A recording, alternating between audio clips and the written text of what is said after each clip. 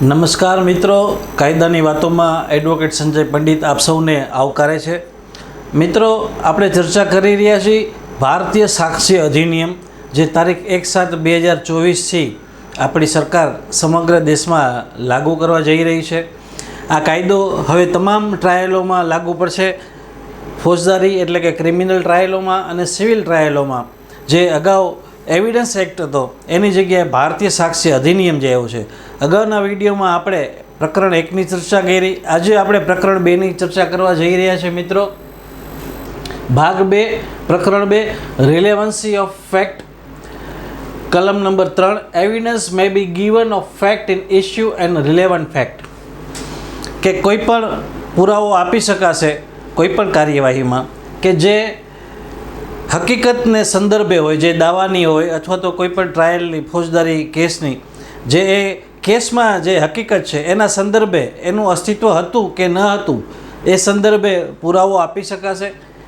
Evidence may be given in any suit or proceeding of the existence or non existence of every fact in issue and of such other fact as are hereinafter declared to be relevant and of no others, કે કોઈ પણ દાવાની કાર્યવાહીમાં અથવા તો ફોજદારી કેસની કાર્યવાહીમાં જે હકીકતો કે જે વિવાદિત હકીકતો હશે એ કેસની એના અસ્તિત્વ વિશે અથવા તો અસ્તિત્વ નહોતું અથવા તો અસ્તિત્વ હતું એ વિશે કોઈ પણ પુરાવો આપી શકાશે. એના સિવાય કોઈ પણ પુરાવો આપી શકાશે નહીં.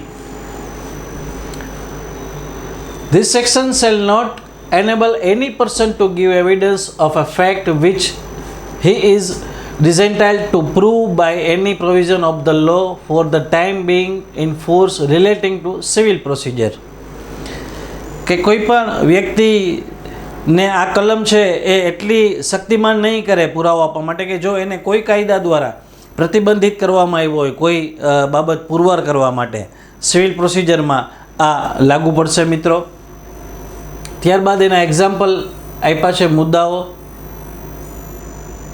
એની આપણે ચર્ચા કરીએ. એ પર બીની હત્યા કરવાના ઈરાદાથી તેને છરીથી ક્લબથી મારવાનો પ્રયાસ કરવામાં આવે છે. એના અજમાયશમાં નીચેના મુદ્દાઓ તથ્યો મુદ્દામાં છે. એ ક્લબ સાથે બીને હરાવી રહ્યું છે, એ આવા મારવાથી બીના મૃત્યુનું કારણ બને છે. બીના મૃત્યુનું કારણ એનો ઈરાદો. હવે કોઈ એ નામની વ્યક્તિ ઉપર બી નામની હત્યા કરવાનો આરોપ છે, કે માની લો હું તમને એક સાધારણ ઉદાહરણ આપીને આપું કે ભાઈ એને છરીથી માર્યો અને એ મરી ગયો, તો એ કેસમાં ઇસ્યુ કે શું પુરવાર કરવાનું રહેશે, કોર્ટ કઈ બાબતો ધ્યાનમાં લેશે. એક તો છરીથી હત્યા થઈ હતી કે નહીં, એનો ઈરાદો શું હતો મારી નાખવાનો, અને ખરેખર એ હત્યા કરી છે કે નહીં એ છરી વડે.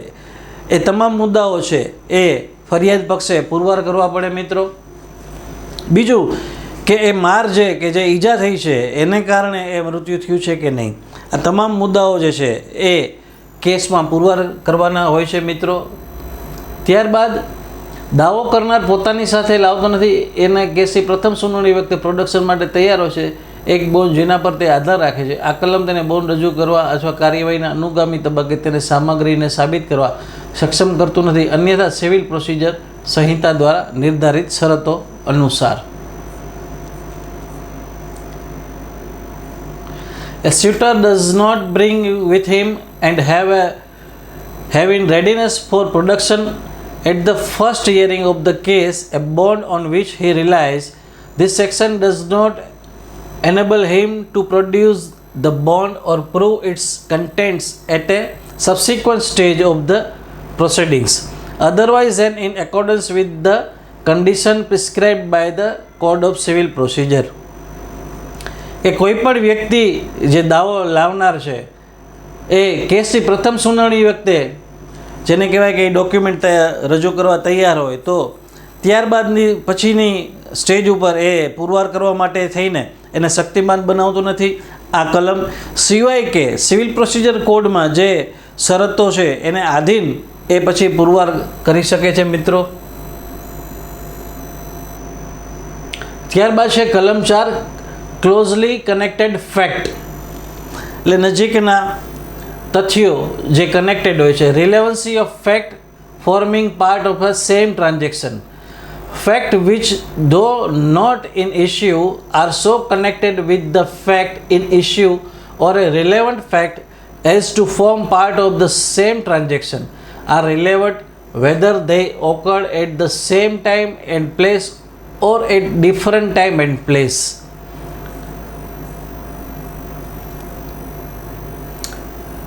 આપણે એનું ગુજરાતી સમાન વ્યવહારનો ભાગ બનતી હકીકતોની સુસંગતતા. હકીકતો જે મુદ્દામાં ન હોવા છતાં મુદ્દામાંની હકીકત અથવા સમાન વ્યવહારનો ભાગ બને તે રીતે સંબંધિત તથ્ય સાથે એટલા જોડાયેલા હોય છે તે સંબંધિત છે, પછી ભલે તે એક જ સમયે અને એક જ સ્થળે અથવા જુદા જુદા સમય અને સ્થળે થયા હોય.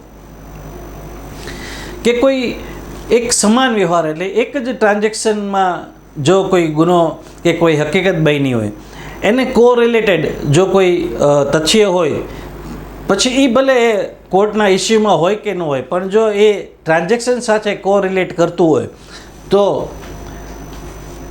એને એ પછી ભલે એક જ સ્થળે બન્યું હોય અથવા જુદા સ્થળે બન્યું હોય તો એ રિલેવન્ટ ફેક્ટની વ્યાખ્યામાં આવશે. ભારતીય સાક્ષ્ય અધિનિયમની કલમ 4 મુજબ. કારણ કે જે મુખ્ય હકીકત છે એની સાથે એ કોરિલેટેડ છે, કોરિલેશન છે. કોઈ પણ ગુનામાં અથવા તો કોઈ પણ દાવાની પ્રક્રિયાનો એ એક ભાગ છે, એની સાથે સુસંગત છે. તો એ મુદ્દામાં ન હોવા છતાં, મેઇન ઇસ્યુ ન હોવા છતાં પણ એ પુરવાર કરવા માટે જો જરૂર લાગે તો એનો ઉપયોગ થઈ શકે છે કાર્યવાહીમાં. કલમ 4 એ બતાવે છે આપણને. ત્યારબાદ ઉદાહરણો એમાં આપવામાં આવ્યા છે. એ પર બીની મારપીટ કરીને હત્યા કરવાનો આરોપ છે.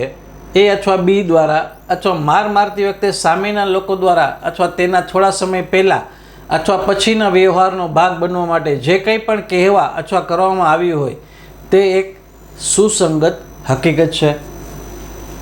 હવે કોઈ એ નામની વ્યક્તિ ઉપર બી નામને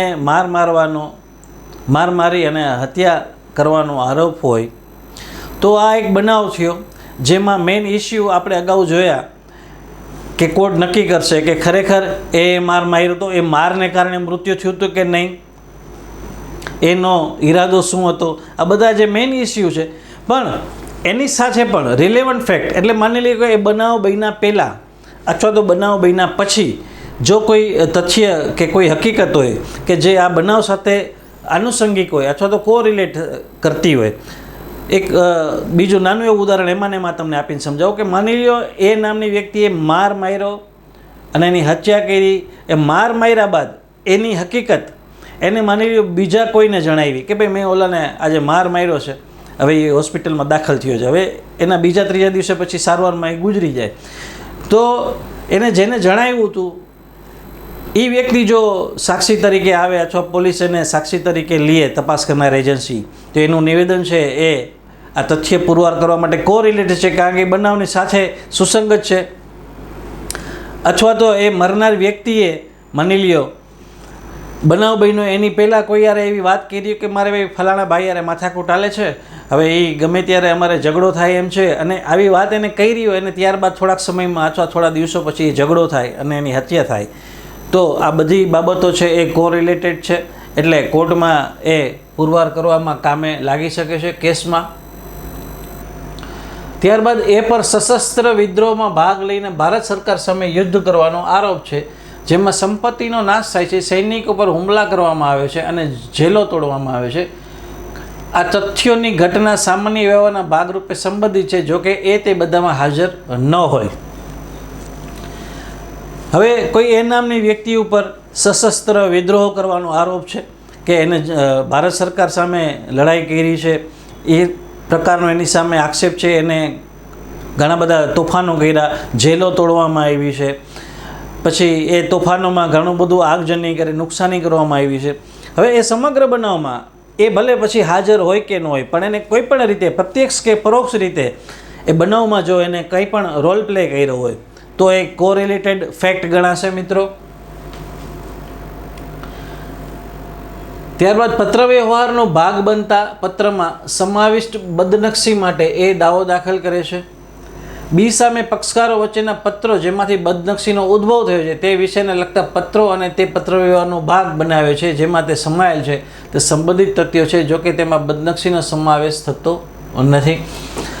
હવે કોઈ પત્ર વ્યવહારો થયા હોય કોઈની વચ્ચે અને એમાં કોઈની બદનક્ષી કરવામાં આવી હોય તો એ બદનક્ષી જેમાંથી ઉદ્ભવી છે પત્રમાંથી, એ સિવાયના પત્રો આગળના પાછળના જે કંઈ પણ પત્ર વ્યવહારો હોય એ કોરિલેટેડ હોય એના તથ્યો જેમાંથી આ બદનક્ષી ઉદ્ભવી છે, તો એ બધા પત્રો પણ જેને કહેવાય કે એ આનુષંગિક તથ્ય તરીકે કોર્ટમાં સાબિતીમાં લઈ શકાય છે મિત્રો.